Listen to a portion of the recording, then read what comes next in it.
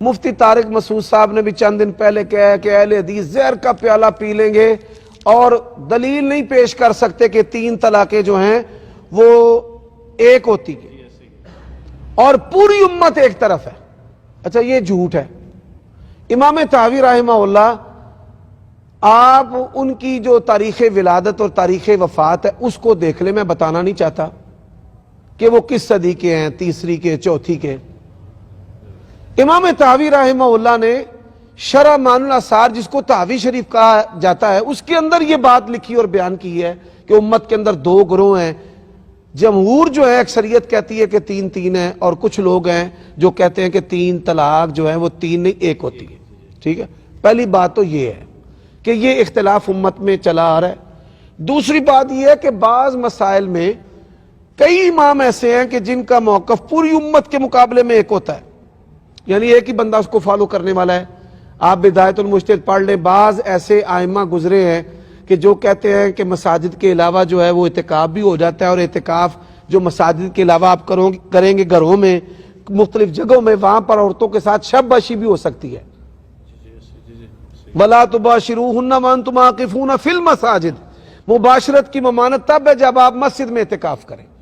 انہوں نے مفہوم مخالف کو حجت بنا کر مسجد سے علاوہ اعتکاف کو بھی درست قرار دیا ہے اور میاں بیوی کے تعلق کو بھی درست قرار دیا ہے، اور یہ موقف امت میں 1-2 بندے کا ہے۔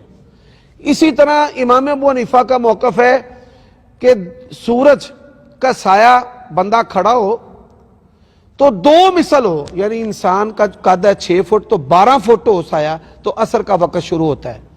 امام محمد القاضی ابو یوسف نے بھی ان کا ساتھ نہیں دیا اس مسئلے میں، اور فقہ حنفی پوری کی پوری جو ہے وہ اس وقت امام ابو حنیفہ کے فتوے پر عمل کرتی ہے۔ ٹھیک ہے، اب پوری امت میں 1-2 بندہ ہے جن کا یہ موقف ہے، اور آپ دیکھیں اسلام کا رکن ہے اور اس کا تعلق حلال و حرام کے ساتھ ہے۔ یہ بات جو ہے نا، یہ نہیں کہی جا سکتی کہ جی 1 بندہ ہے 2 بندے ہیں تو حق نہیں اس کے پاس ہو سکتا۔ اگر یہ بات درست ہے تو پھر تمام حنفیوں کو 2 مثل وقت پر عصر کی نماز چھوڑ کر اہل حدیثوں کے وقت پر نماز پڑھنی چاہیے، کیونکہ امام ابو حنیفہ ایک امام ہے حنفیوں کے جن کا یہ موقف ہے، بس ایک۔ اب آ جائیے اس مسئلہ پر بات کرتے ہیں۔ میں دلائل نہیں دیتا، میں مفتی طارق مسعود صاحب کی خدمت میں عرض کرتا ہوں، میں نہ آپ کو پشاور لے کر جاتا ہوں، نہ ہند سندھ کی بات کرتا ہوں، نہ عرب عجم کی بات کرتا ہوں۔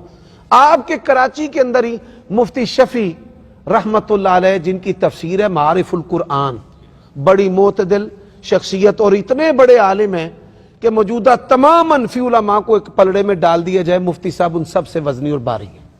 ان کے بیٹے مفتی تقی عثمانی بڑے معتدل اور بڑے بہترین اور بڑے جید عالم ہیں اس وقت، یعنی وہ پاکستان کی شان ہے۔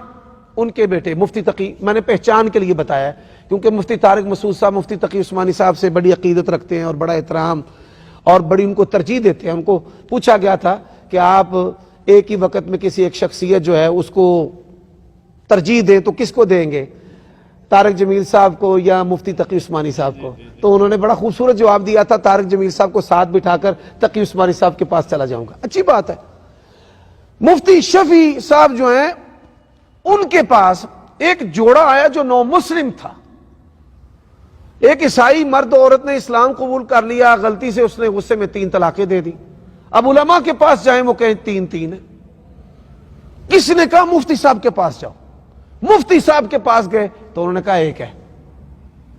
دیوبندیوں کے سرخیل مفتی شفیع صاحب مفسر قرآن، انہوں نے کہا 1 ہے، 1 ہے۔ علماء جو ہیں وہ بڑے حیران ہوئے، وہ تو صلح کر کے چلے گئے، لیکن جب علماء نے مفتی صاحب پر سوال اٹھایا آپ نے یہ فتویٰ کیوں دیا، تو مفتی صاحب کہنے لگے اہل حدیث امت کا ایک گروہ ہے جو کہتے ہیں کہ 3 1 ہے۔ اگر میں ان کے مسلک پر ان کو یہ فتویٰ نہ دیتا تو مجھے ڈر تھا کہ یہ کہیں اسلام سے ہی مرتد نہ ہو جائے۔ آپ کی جو بیجا سختیاں ہیں، مفتی صاحب نے اس کو بھانپا ہوا اور کہا کہ فقہ حنفی کو بچانا ہے یا اسلام کو بچانا ہے۔ فقہ حنفی کے مسئلے پر عمل، انہوں نے کہا کہ مجھے ڈر ہے کہیں مرتدی نہ ہو جائے، اور یہ مضمون کسی عام بندے کی کتاب میں یا تحریر میں نہیں ہے۔ جناب علامہ زاہد الراشدی جو کہ حنفی علماء دیوبندی علماء ان کے سرخیل میں بزرگوں میں ان کا یعنی ثقہ جن کا نام ہی حجت ہے ان کا رسالہ گجرانوالہ سے نکلتا ہے الشریعہ، اس کے اندر انہوں نے یہ مضمون شائع کیا تھا۔ پہلی بات تو اس مسئلہ پر دلائل دینے کی بجائے میں یہ سمجھتا ہوں کہ یہ، بلکہ آپ یہ سن کر حیران ہوں گے، پیر کرم شاہ صاحب الازہری ان کی ایک کتاب ہے دعوت فکر و نظر، ان کا بھی یہ موقف ہے کہ 3 طلاقیں 3 نہیں 3 ایک ہوتی۔